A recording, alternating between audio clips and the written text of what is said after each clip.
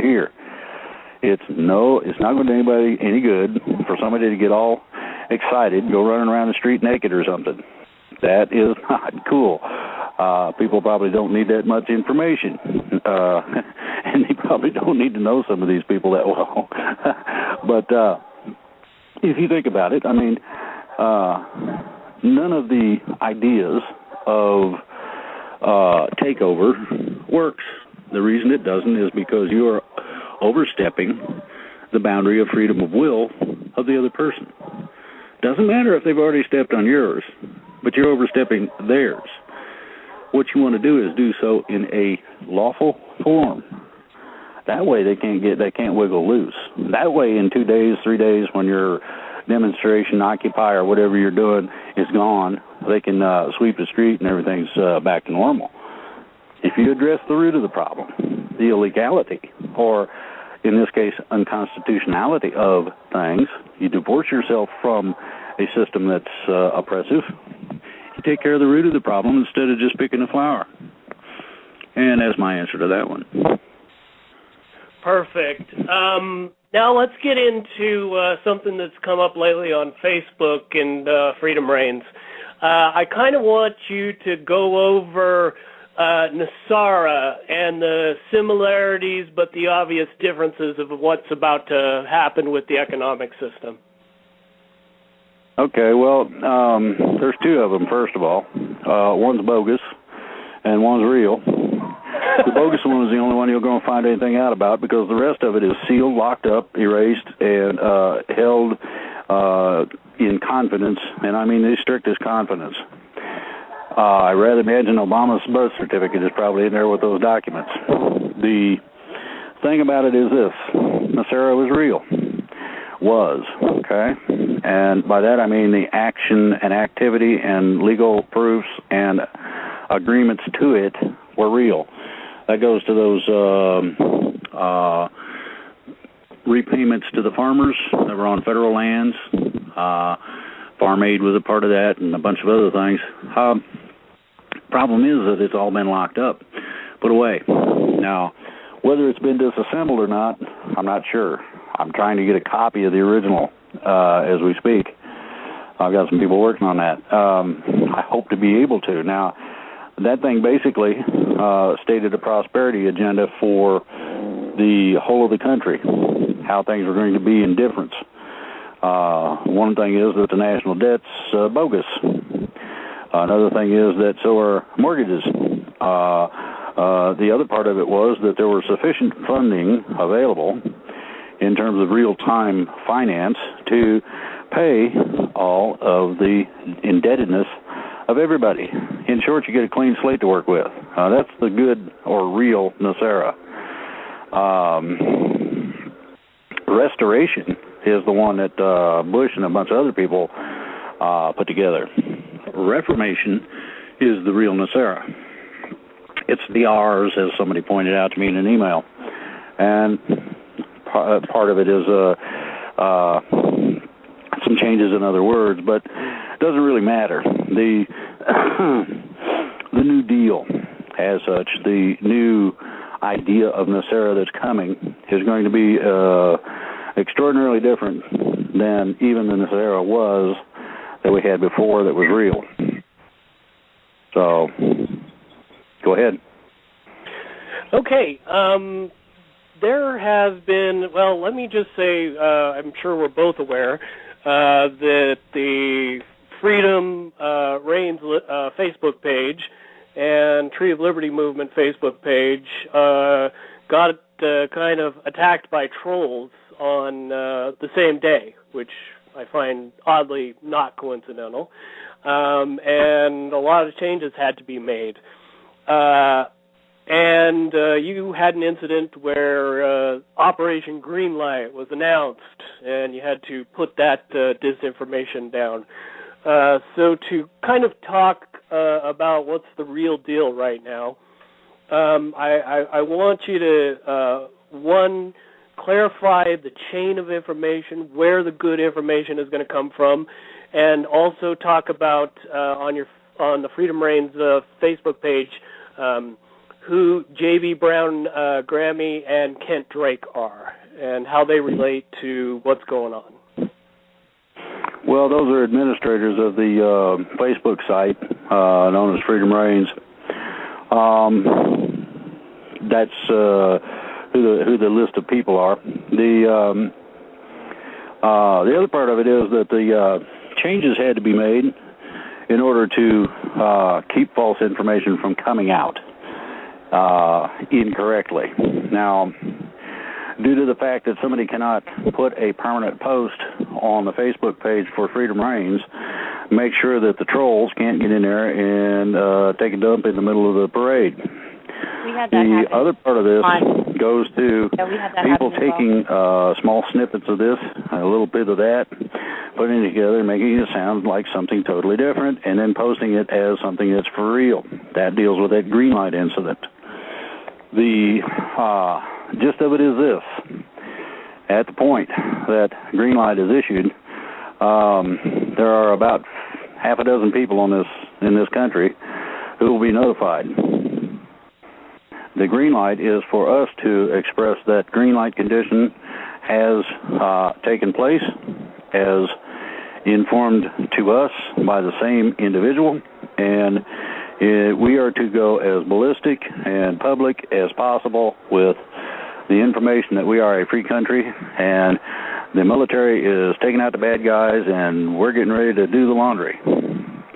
Now, there's going to be one place that you're going to see that in terms of the group, the association, the individuals involved in Freedom Reigns, and that's going to be freedomreigns.us. You see it any place other than that as a base post. In other words, not a comment, or I think so, or looky at this, but a for real post. And those are heading posts where you can post within that post underneath, okay? Then you will know that that condition exists. And everybody and their mother-in-law is supposed to go out and holler to the high hills, stand on the roof and scream freedom. Oh, just had a hornet try to fly up my nose. That's not cool. That's one of the ones I don't know yet.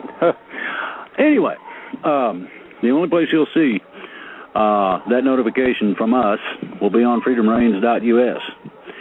There will be two postings. One will be in the chat room or Facebook page, as it's called. The other one will be on the official website. That's the only way that I know of that we can be assured that we're going to get the right response. And that you know it's for real, that it ain't somebody playing games, such as was the case. Now, that person apologized. Oh, I didn't mean it. Well, you don't know what you're messing with. Keep your fingers out of it. So that's the reason for the changes. The trolls got in and messed it up. Yeah. I knew that. Just wanted to clarify for everybody else about why the changes. Mm-hmm. I did get one question that I kind of want to clarify. Drake Kent, that is not you, correct? That is somebody that is helping you.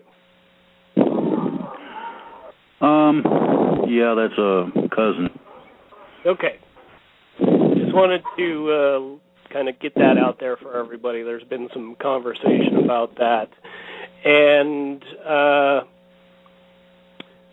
kind of one of the last little areas I wanted to touch on is I know you got in contact with Carrie on the show last night. Have you since been in contact with her? What plans do you have, if any, with Project Camelot? I might talk to her later. I don't know. It depends on whether or not she wants to talk to me. Some of the people that have been interviewed on Camelot didn't seem to be all that impressed. One of the people that got on there supposedly knew what they were talking about, but apparently don't have the common sense to use a computer and look up the reality of the plan. The plan is hinted at back in the 50s. Well, excuse me, not the 50s. There are records that go back to the Korean War, and in those records you'll find references to the idea the military didn't like what was going on, dealing with a specific entity called the United Nations. It seems that the United Nations has had a tendency to broadcast to the enemy their position, troop strength, what they were doing, and what the plan was. So they left a radio man and a couple of guards with him in a spot, and no, we're just sitting here waiting, like you said. The commander took the rest of the troops and outflanked the enemy and won a battle without very much bloodshed, as a matter of fact, and was quite successful. So they did a little checking, and they found out what was going on. There were attempts for the military to bring charges against the United Nations at that point. That didn't happen. It got subjugated, politics, whatever, money, however that worked. So the senior commanders, flagship officers at that point, that's general and above, got together and started formulating the plan of, first of all, rectifying the direction of the ship of state, and secondly, returning to freedom. Well, the direction of the ship of state has been iffy at best, so the concentration was made into the freedom area. Some of the people that deal with the plan are the ones that deal with me, and this is primarily where I get my information. I have people that are principal in worldwide operations, among others, that I deal with off and on a regular basis. And this is where a majority of different types of information come from. It also covers things where if I don't know, and they don't either, they can check and find out. So it's not a thing where I'm totally in the dark. Now, I have had information given to me over the past, I'd say week or so, that's critical. Everybody wants proof. They want this, they want that. And I made an answer to an individual that decided to ask that question for the umpteenth time. And here's how it is. If you don't have the security clearance to find out, you're not going to find out. Secondly, if you don't know how to use a computer, you might want to learn how and really start checking. Some of this information is already in record. The third part of this is this effort has lost 14 people dead, to include children. And I'm not going to give any kind of hints, directions, or outings of any sort that will implicate anybody for any reason, simply on that basis alone. That's not a challenge to see whether or not a special operations unit or a sniper or bad guy could get to me. I'm sure they could. I don't have a doubt of that. However, I used to do those things, and to be honest, I'm pretty good, so it ought to be an interesting contest. Now, that's not a challenge. It's a statement of fact. I've already had dealings with these people up close and personal.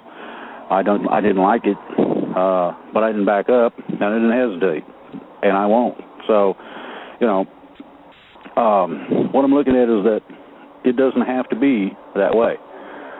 People who are sent to do a certain thing, well, I tried and I couldn't do it.